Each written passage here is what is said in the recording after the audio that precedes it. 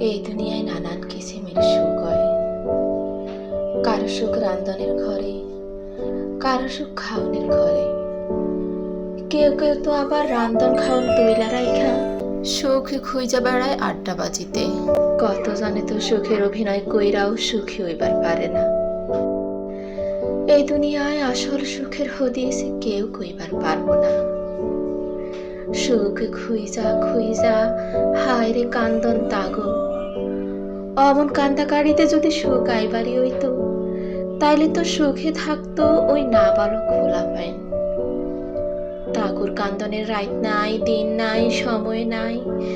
দিনে রাইতে যখন তখন কান্দা আসমান মাথায় নামায়, জমিন ফালা ফালা করে, মাড়িত পইরা গড়াগড়ি খায়। তবু তাগু কান্দন শেষ হয় না। আমি শুধু ভাইবা যাই, সব কান্দার পানি কেন একই রঙের হয়?